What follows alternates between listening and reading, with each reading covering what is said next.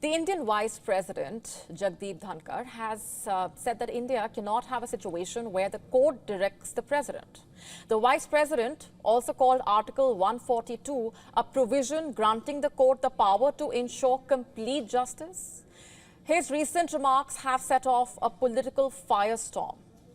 Speaking at the Vice President's enclave, Dhankhar proposed an amendment to Article 145(3) that deals with the composition of the bench required to decide substantial questions of constitutional law. He further said efforts will be made to make the judiciary more transparent to the public.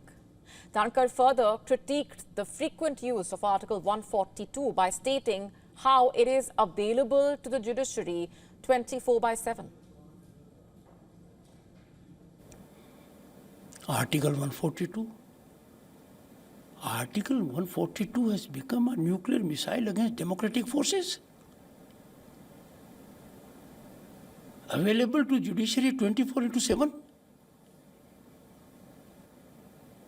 We have to believe in the nation. We have to believe in the power of we the people. And the power is reflected only through representatives. We have lost track. Now, his criticism comes in the wake of the Supreme Court setting a deadline for the president to clear bills, as well as using Article 142 to clear bills passed by the Tamil Nadu Assembly.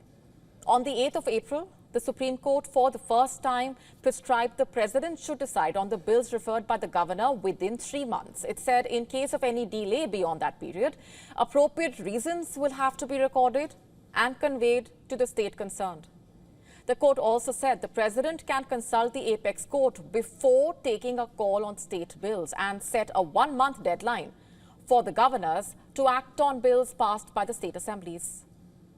Dhankhar's comments triggered sharp reactions from political leaders as well as members of the judiciary. I was saddened and surprised to see Jagdeep Dhankhar's statement. If any institution is trusted throughout the country in today's time, it is the judiciary. When some government people do not like the decisions of the judiciary, they start accusing it of crossing its limits. Does he know that the Constitution has given the right of Article 142 to the Supreme Court to give complete justice?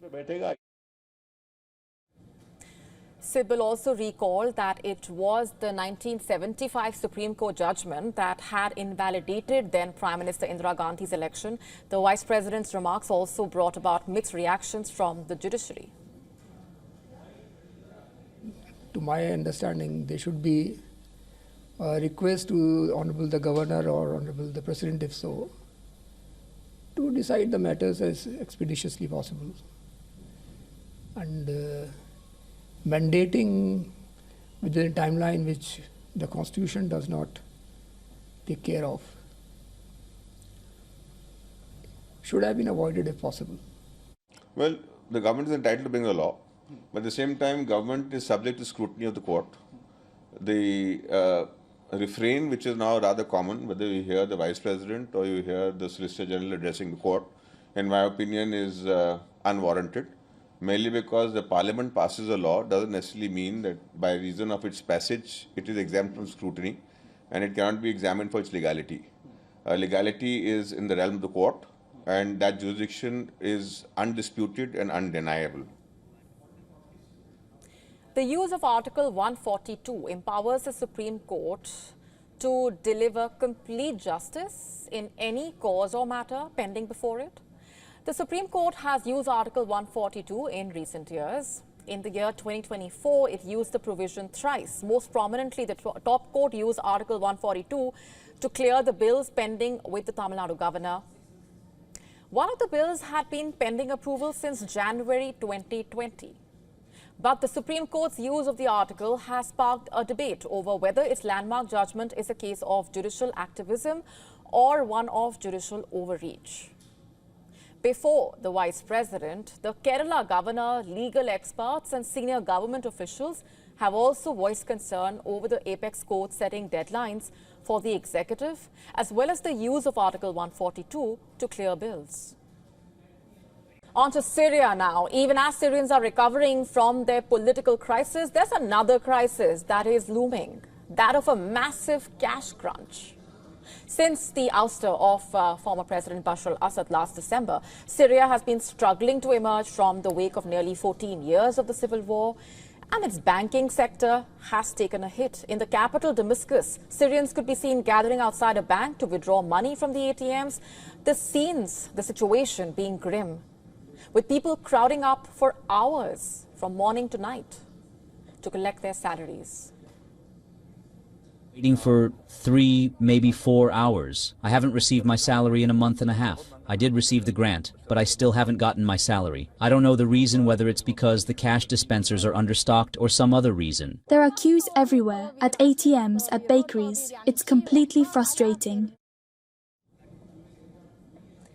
What explains this, really? Well, the authorities blame it on the liquidity crisis that has forced them to drastically limit cash withdrawals. And this has left much of the Syrian population struggling to make ends meet. But again, what really happened? According to the United Nations, the sanctions imposed on the Assad regime have left about 90% of Syrians under the poverty line. And the condition is dire. Not just that, Russia, a key ally of Assad, held a monopoly on printing banknotes. Prior to his ouster, back in February, Syria's central bank has flown in fresh banknotes of Syrian pounds from Russia to tackle the severe shortage of cash that has left its economy struggling to function. And this only underscores Syria's continuing dependence on Russia in a way, a pattern that the new authorities are trying to change as they seek to have their sanctions lifted. However, it's not just Syria which is facing this cash shortage. In Gaza, people are reportedly facing a hard time accessing cash and obtaining bills, which makes their struggle for survival even more challenging. And this is further compounded by severe shortage of food, water, other essential supplies that has been plaguing Gaza since Israel blocked aid since the 2nd of March. How will the civilians on the ground cope up with this? We'll have to wait and watch. While Americans face shortages of basic grocery staples like chicken, eggs, now rationed at $10 a dozen, for example, another kind of egg is quietly taking over the upscale American dining scene. We are talking about caviar. Long viewed as a symbol of extravagance, it still commands a sense of luxury among diners, but is not as luxurious as one may perceive it to be. Wholesale prices have plunged. What was once a delicacy in a way reserved for the elite is now flooding US markets from China at record low prices. Today, the bulk of caviar landing in US kitchens coming from Chinese fish farms, reportedly due to inexpensive labor, expansive waterways, strong government backing. While data remains scarce, according to the European Market Observatory for Fisheries and Aquaculture Products, in the year 2020, US buyers were paying roughly $240 per kilo for imported caviar, almost half the price from just 6 years earlier. But this boom also comes with complications. Quality varies wildly, even within the same Chinese caviar farm. One batch might supply luxury restaurants, while another ends up on discount shelves at markets, and prices swing dramatically. Wholesale prices reportedly ranging from $500 to $1,500 per kilogram, with some retail options dipping below $400. And this growing supply is squeezing small domestic producers, many of whom cannot actually keep up with the downward pricing pressures. Yet, despite the falling costs, diners still shell out premium prices at restaurants. Why is that? Because caviar's luxury status remains intact, and most people still don't know enough about differentiating between high-end and lower-grade alternatives, and chefs are not exactly rushing to educate them. Instead, chefs are adapting. With labor costs low, they simply crack open a tin, and it has become a convenient way to dress up a dish and attract spenders without blowing the budget. In uncertain economic times, restaurants are betting on affordable glamour to drive foot traffic. But that window of affordability may be closing. Tariffs on Chinese goods introduced under US President Donald Trump likely to make the prices of Chinese caviar more expensive, leaving thousands of producers, retailers, restaurants to recalibrate. Our next story is about Bangladesh's interim leader, Mohammad Yunus. He wants a reset of ties between Bangladesh and Pakistan. He is looking to improve the relationship with Pakistan after more than 50 years since the Bangladesh Liberation War. But there's a catch. He wants Pakistan to formally apologize for the atrocities the Pakistan army committed against Bengalis during the 1971 war. And that's not all. Yunus also wants Pakistan to pay $4.52 billion as its share of undivided assets and foreign aid funds. The interim government head of Bangladesh raised this demand during the first foreign secretary level talks between Bangladesh and Pakistan in 15 years.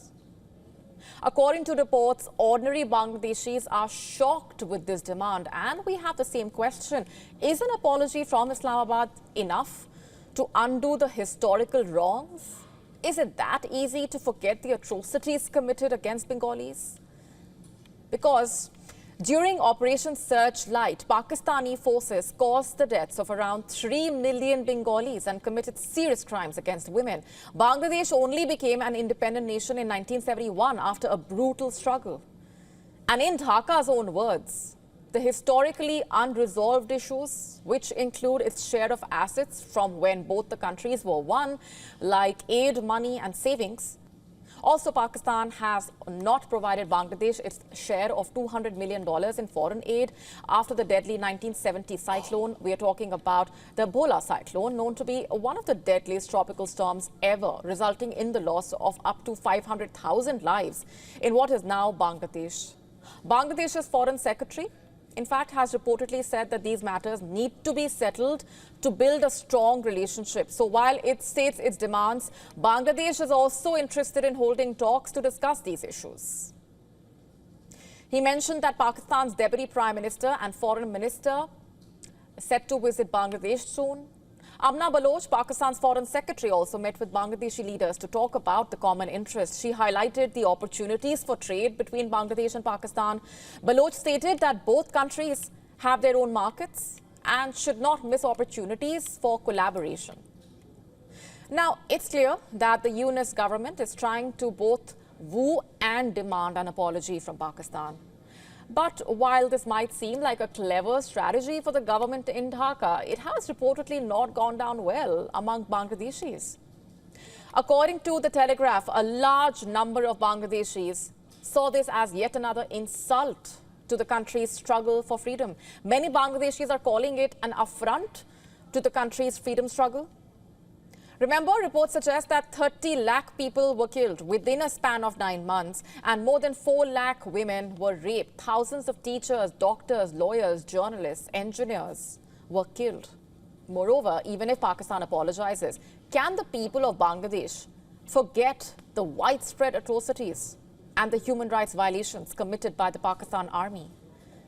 It had compelled India to take action and protect human lives. Remember, India played a big role in providing humanitarian aid, including food, shelter, medical care to the large number of refugees who crossed the border into India. Surely an apology is not enough to erase all of this.